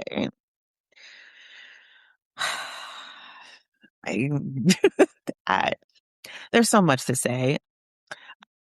One, I think it's a bad thing, right? I think there's a lot of infrastructure that has been established that has been undone. I often think about protections for students and for teachers that are completely undermined now. That is a disservice and heartbreaking in many ways. I mean, I think there's just so much to rebuild. And this is not to say, right, because, as a sociologist of education, I have lots of critiques, right, of the way, the federal government, treats education and the way that things are set up. I have lots of criticisms for sure. But also I think about the infrastructural support, like for one, in thinking about students with disabilities and the protections, right? Like how all those things get undermined. It's just a really dangerous position that we're in. So no, it's not a good thing at all. Yeah, because you're based on that answer, you're more about the foundations of what was good and build on that instead of just scrapping the whole project and starting from scratch. And I mean, you'll get arguments from either way, but I respect what you're saying as far as it's not a good thing. I agree. It's not a good thing, but you know, because you're a visionary person, I wanted to pick your brain on that, which leads me back to the Harvard question. So why is Harvard an important American institution, especially as it pertains to your profession?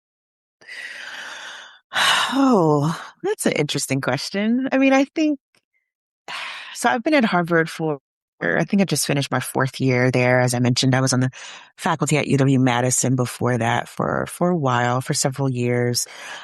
I don't, let me answer this in a couple ways, maybe without losing my job. But I mean, I think that sort of universities in general, right? Like they are important in terms of the knowledge that gets produced.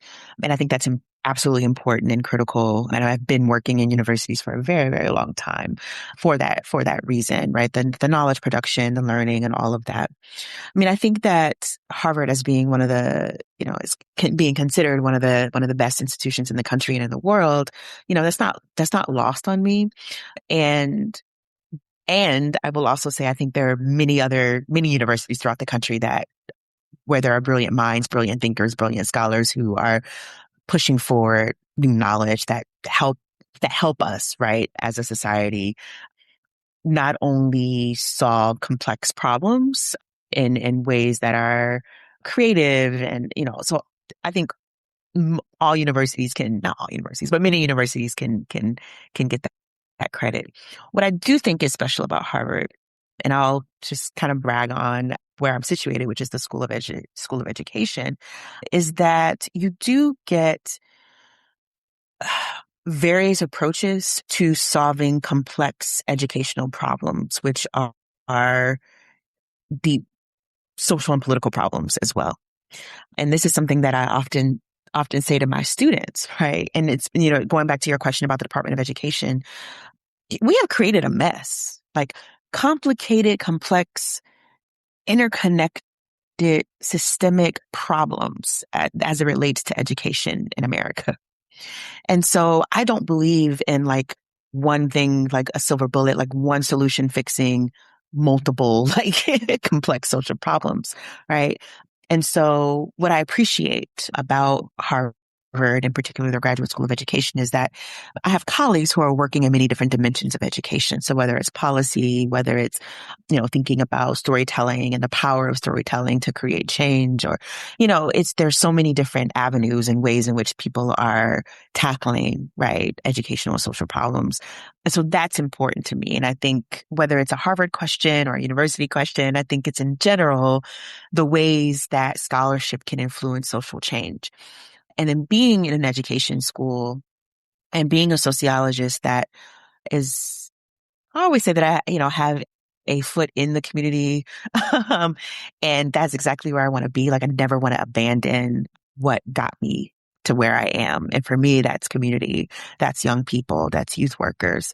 And so I appreciate universities that honor and celebrate community engagement and that are also honest, right, about the harm that they've caused as universities, right? So I think about Harvard's Legacy of Slavery project and other kinds of projects where you have to be sort of accountable, right, to the harm that you've caused in the past, whether you were there to create it or not, right? As a part of an institution that has this legacy, it's important to address.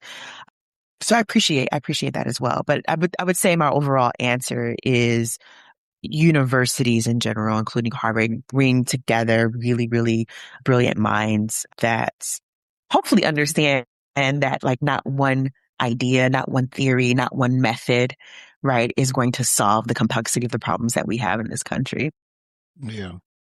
So I want to be cognizant of your time. I've got 2 questions Okay. left. So if you want to, well, okay. How does police violence impact education? Oh, yeah. In many ways. So I don't think you can talk about education without talking about other social issues and forces and systems. So I don't think you can talk about schools without talking about policing in this country. I have many colleagues who sort of study the parallels, right, between the prison system and the education system, or the carceral logics that right exist within schools. And so while this is not like my research area, I'm very much have always been concerned. It can sort of point to the ways in which carceral logics enter classrooms, enter sort of the ways in which young people can and can't move within schools, right? The ways in which they are surveilled, the ways in which they are physically attacked, right? The ways in which they are silenced and often policed for the ways that they show up, their physical appearance, to what they say. All of that, right, is deeply connected for sure. Some of my favorite scholars who sort of talk about the carcerality and the connections between education and schooling. I think about Damien Sojourner. His book, First Strike is incredible. In that way, I think about, David Stovall, you mentioned Chicago. It's one of my favorites, and sort of just thinking about the relationship, right, between sort of the prison industrial complex and education. So there's absolutely lots of parallels. When I was at UW-Madison, I taught a course on youth education and society, and we had an entire section on carceral logics and thinking about what many scholars have termed not the school to prison pipeline per se, but a nexus, right? In the ways in which it's deeply embedded, right? Yeah, I think about David Turner at UCLA, who has done incredible work with organizing Black and brown young men in their fight against police violence, right, in schools and within communities in South Central Los Angeles. So there's just tons of brilliant work out there on this topic, but the connections are real for sure. And again, always deeply concerned about the carceral logics that sort of seep into education in ways that we may not even fully recognize, right? And that sometimes has shown up in youth work as well, in terms of policing the bodies of young people, policing the sexuality, of young people, particularly black women and girls. And so, I always encourage anybody who works with young people, whether you're in schools and out of schools, I always ask them to sort of question like why they ask young people to do certain things and where it comes from. Right. When we are struggling for power and authority over young people, right? Like that logic of like, I need to have this power. I need to have like this kind of authority over young people and their bodies and what they say and what they do. For me, is very carceral, right? And I don't know that we always think about it in that way. And, I mentioned this earlier. I mean, I think that there are ideas we have about young people as a just category, right? As a population, for sure. And then when you add in race and class and gender, right, there's more that gets added into that. And so I think we really have to sometimes pause, right? And for sure, absolutely sort of reflect, like deep critical reflection on why we do the things we do, why our schools look particular ways, like why we are in such a quest for power and authority, right, over young people as though they can't make decisions for themselves, Yeah. Yeah, and part of it is just exterior too, because if you go to Jackson, Mississippi, I don't know if you've ever been, but there's two high schools. I haven't. So one high school is built like right, literally across the street from a cemetery, and one they put like a barbed wire fence around the school, and I was just like, I couldn't do nothing about the high school that was across from the cemetery because that was historical from black folks settling in everything was in one spot because the elementary school is right next to the high school, right? But at the other high school, they have the barbed wire fence. We were challenging the superintendent, who was a black man. It's like, why would you do that? Well, we got to protect the students. So don't you have like magnetometers in the school? Don't you have like police officers? Well, we don't want to trespass it. It's like, it's a school. It's a school. It's like my old high school in Chicago doesn't have a barbed wire fence. It's got a fence, but it's not barbed wire. You know what I'm saying? A barbed wire fence Yeah, man. sends a message. Yeah. Anyway. Absolutely. I mean, a big message, right? That, and then I don't know if you've seen some of the schools that will have making sure that students stay on a particular color in the hallway, right? So they're literally tracking students. I'm like, that we're talking about prison. Like, it's just like what's happening? Towing the line. Yeah. Absolutely. Yeah, that's crazy. All right, let's get off of that. How is joy a form of resistance? Love this question. I think, joy for me is not just sort of an emotion, right? Or, it is an emotion, but it's not just that. And I think there are times when, taglines like joy and resistance, like it feels like it's just something that people say. But I really think it's deeper than that, particularly when you're thinking about Black life, Black survival. And I think about Black joy as a part of this idea of both and, right? That Black folks are fighting, we're working, right? We're surviving, we're thriving, like all those things. And right through injustice, through white supremacy, through deep anti-Blackness, there's community, right? There's creativity, there's art, there's culture, right? Like all these things get produced that bring joy in the midst of struggle and pain, right? And suffering. And that's, I'm always like, I wouldn't want to be anything other than Black, right? The idea of making a way out of no way or, laughing to keep from crying, like those kinds of things. Like, not that you shouldn't cry, right? Like, but like holding all those things together at once is deeply, it's always been important to the work that we do in the world. And so when I think about activism within Black communities, when I think about education in Black communities, when I think about political organizing in Black communities, there's always a form of joy present, right? And I think it's sustaining, right? It's like through the struggle, through the pain, all of that, we're going to create, we're going to laugh, we're going to build. And it doesn't mean that the suffering isn't happening, right? As we're working against that, but it also means that joy is present too. And in my book, I found that, the interviews that I did, youth workers were, you know, though they were alongside young people protesting, right, the murder of George Floyd, right, in those conversations and helping young people process and literally like try to make sense of everything that they were experiencing, there might be music involved.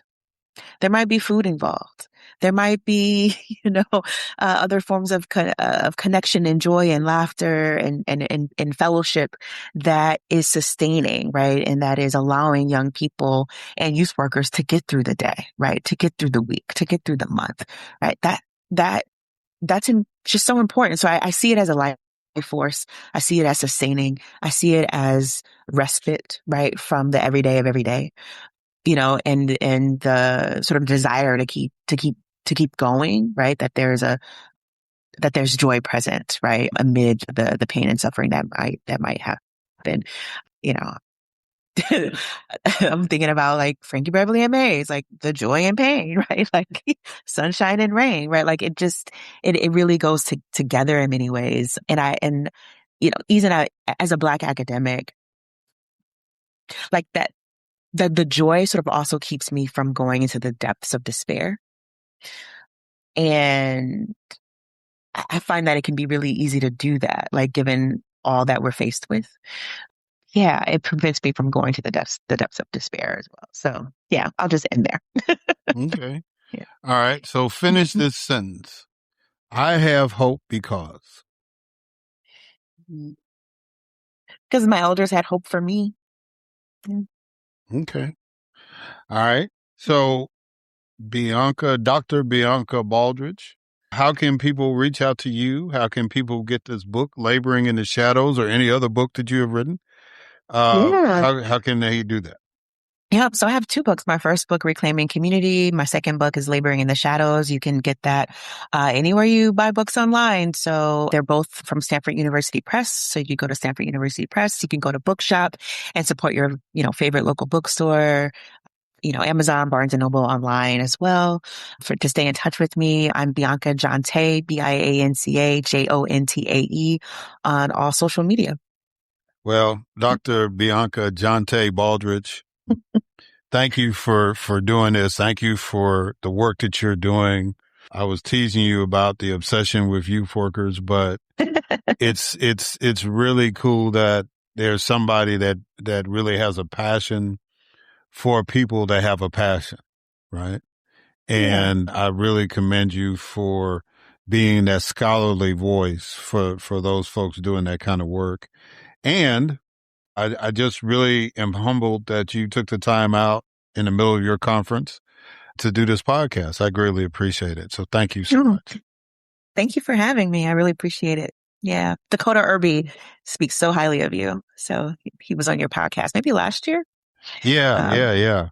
So and he's now, do you have a hidden talent like Dakota and you're a musician or anything like that? Or I can make playlists.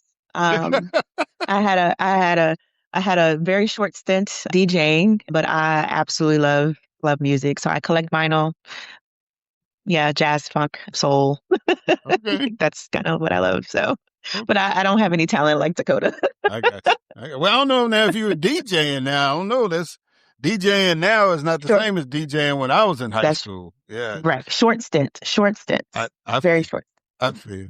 Well, look, again, thank you for doing this. The rule is you have an open invitation. So if you write another book, whatever, anything that you want to get off your chest, once you've been on the show, you have an open invitation to come back. So I would be honored if you accepted that opportunity and came back on. So just let me know and we'll make that happen. Thank you. I appreciate that. Thank you so much, Erik. All right, guys. We're going to catch y'all on the other side.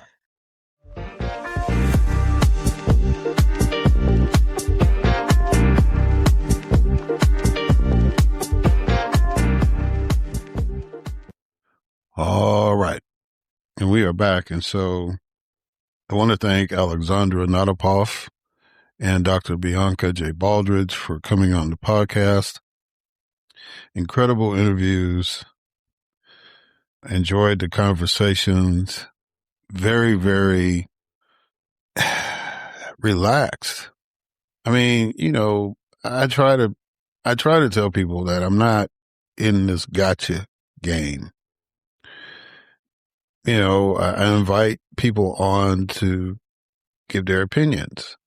And, it seems like the overwhelming majority of people that come on, we at least are within the same political tribe. But it's not because I exclude other people. It's just the way it works. And I've had folks on the other side come on too. And I hope they can tell you that it was a very relaxed environment. They came on and, wasn't, I wanted somebody to beat up on or somebody to fuss at. I just want to hear your viewpoint. And the main thing I used to tell them sometimes is like, you have this audience that maybe you won't normally reach. Try to convince them your point of view. And it seems like that strategy has worked out pretty good. But these two interviews were very, very relaxing. And it's just the way my schedule is now to get people to come on. I'm extremely grateful. There's a lot of stuff going on, especially in the summer, and now school is coming back in. So, for people who actually teach for a living, this is a real hectic time because they're trying to get their classes situated, kind of get a feel for how their students are and go from there. So for Professor Natapoff and Professor Baldridge, again, thank you for coming on the podcast. Enjoy the conversations. Really, really did. Anyway, I want to quickly touch on something that really kind of falls in where my mindset is this week, and then get into what I want to say about a thought that I had. So allegedly, Mitch McConnell is, as you heard in the news report, has been moved from this rehab center he was at to now he's supposed to rehab at home. And according to the statement that allegedly he said that he should be rejoining the Senate shortly. Well, here's the thing about that. The election to replace him is going to take place in November. And then, unless he wants to make some grand farewell or something, in December, is he really coming back before January? So there's a lot of people on my side of the fence that think he's dead already. And for whatever reason, they're just kind of prolonging it so the governor won't.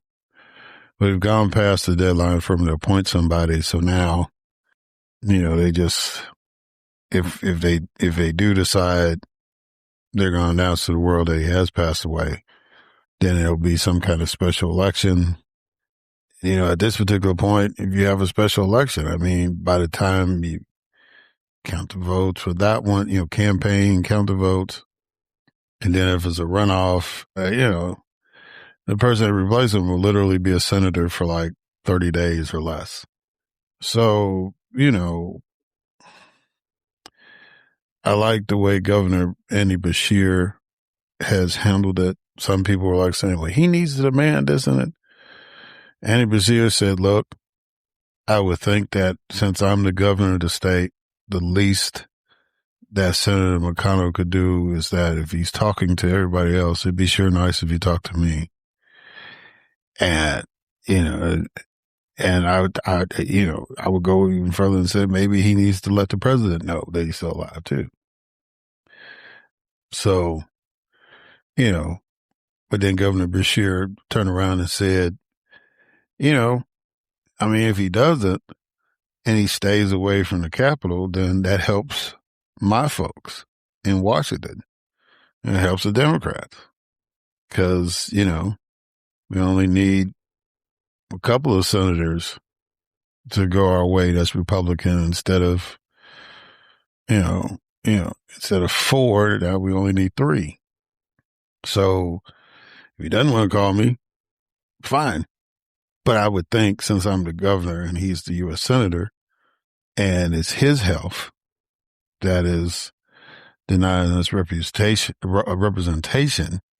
in the Senate, at least he would have given me an update. Let me know. So I think Beshear handled it the way he needed to handle it. Some people were saying, well, he needs to force his hand. Not really. It's like, look at the time. But that gets into my bigger point, which is, it's been almost 35 years since a young man put a question into the cultural lexicon. Can we all get along? And just this incident alone with Mitch McConnell answers the question in a negative way. No. I think a lot of us have tried to get along. My political career was during, within 10 years of that question. And I know that as fiercely as I fought for our people, especially in Mississippi, I did try to get along with people. I've gotten along with my opponents. I've gotten along with, my people on the other side of the political fence.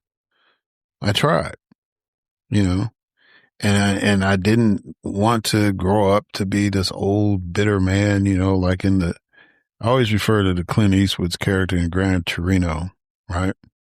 But it's a trope that a lot of people have played in Hollywood. And heck, there was actually a movie called 12 Angry Men, right? So, I'm not I don't want to be that dude. I don't want to be that guy that, looks outside and tells folks get away from me and all that, get off my yard. I'm trying to be that guy. But the way the politics is going, and just the style, it's hard. It's hard to get along with people who are unreasonable in their thought. And I was just sitting thinking, they let that man go, the Olympian, they let him go because even Jeanine Pirro couldn't make up any evidence to convict that man of defacing the reflecting pool, right? Donald Trump's angry about that. So what? You were using her to cover up your mistake, which was hiring your pool guy to handle a project that monumental, and that you hate the President Obama so much that you didn't pay attention to the details, that you couldn't put paint on the surface that was put in there, right? You couldn't just put any old paint on there because it was designed not to do that. And they had to put that surface in such a way where you would still have the reflecting effect. You just wanted to give a friend of yours a hookup. And it was an embarrassing moment for you. And you asked Jeanine Pirro to sacrifice her reputation even more than it already is to find a scapegoat for your mistake. That's why we can't get along, right? When you have a group of people who have no sense of accountability, no sense of guilt even, who creates these illogical conspiracies and theories and thoughts and puts them out there as if they were facts and warp the minds of people who I thought were independent of thought, who were mature mentally. You create this environment of not being able to get along. You can't. Because sometimes you have to have contrition. Sometimes you have to realize, I probably shouldn't have said that the way that I did, right? And, and there's just some people you're not going to jive with. That's part of the human experience. But collectively as a society, we should get along. We should tolerate each other.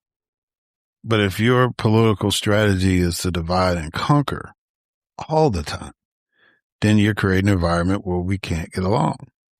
Because if we got along, you wouldn't have a political foothold. And that's terrible.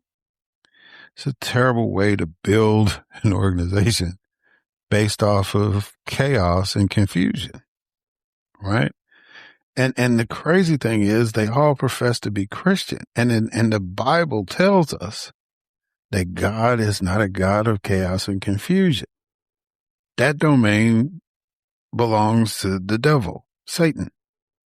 That's his realm. But you say that you're a Christian, but the only way that you can maintain political power is to adopt an anti-Christian philosophy of chaos and confusion. That's crazy. And the scariest thing of all is that there are human beings out there who can't differentiate that. They can't see what I'm saying. President of the United States says, oh, this guy is a communist. Like he's the authority on communism. And there are people out there who say, oh, yeah, he got to be a communist because the president said so. What? No, he would be a communist if evidence said so, right? And there's this guy out here now who I've tried to get on the podcast who's really, really lighting up all these conservative shows, who's basically reminding people, look, y'all talking about socialism is bad. He literally did an interview from a man-made lake to prove his point. He said it was the government that built this lake that I'm riding this boat on. And Y'all are saying that socialism is bad. Well, it was government workers that built this lake. It was the government that approved this lake to be built. It's government engineers that figured out how we could make this work. It wasn't private business. It was the government. So if you've got a problem with socialism, then I don't expect you to be on this lake. Right? So, he's doing his best going on these conservative shows, trying to educate these people. It's like, don't get caught up in that rhetoric, right? The Hoover Dam is socialism if you want to be ideologically pure. The WPA, that's all that was. We were trying to get America out of the Great Depression. And so the government created jobs, literally created jobs. Now we've gotten back to a point where we have some government jobs, and Elon Musk tried to take all of them away.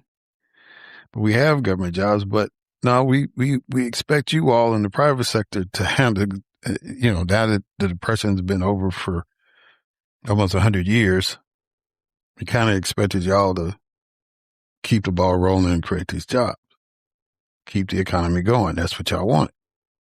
Even to the point where the government is deregulated too far. So, but every now and then, government has to step in and say, hey, look, we got to balance this thing out. We can't have all these people unemployed. The economy's at a standstill. We got to do stuff. World wars were big business for the government because it was like, okay, got to make tanks, got to make planes, got to make bombs, whatever. Right? But we're trying to stay out of world wars. So,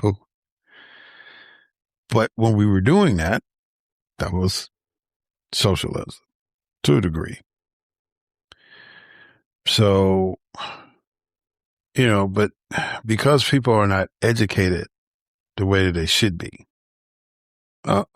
either by choice or by deficiency in the system, we've created this culture where it's cool not to get along.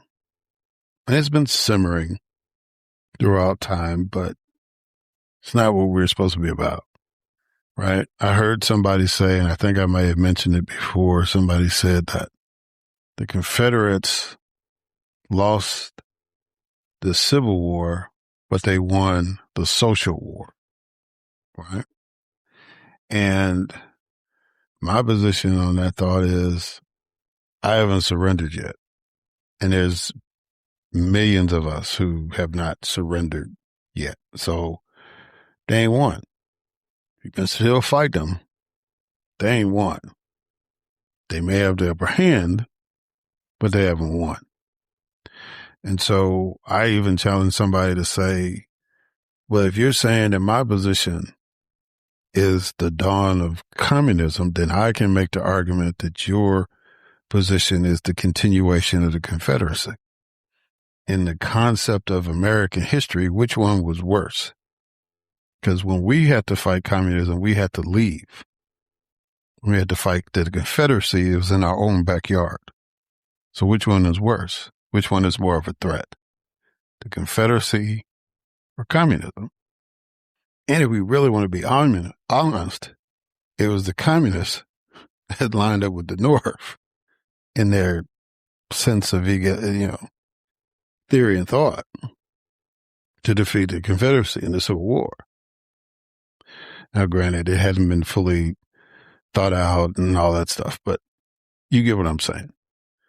That concept of people caring for each other, caring for their fellow man, won the day in the Civil War, eventually. But ever since then, it's been a battle on the social front. So I just want to encourage people to focus in on whatever spiritual philosophy you buy into, that you believe in. Understand that especially in the Abrahamic religions, that tolerance is the key to everything. Tolerate those who have not achieved that spiritual awakening and you embrace the people who have, and you keep being an example so that those folks that have not received it will, right? That's why we have people going to synagogues and mosques and churches once a week. We're supposed to be getting encouragement for us to evangelize to others. We're supposed to be the examples. But if you're going to a church that says Jesus is Lord, and then when you step out of the church, you're doing the devil's work, that's not helping us get along. That's all I'm saying. Do some self-reflection. And on November the 3rd, 2026, once you have done your self-reflection, vote accordingly. All right, that's all I got. Thank y'all for listening. Till next time.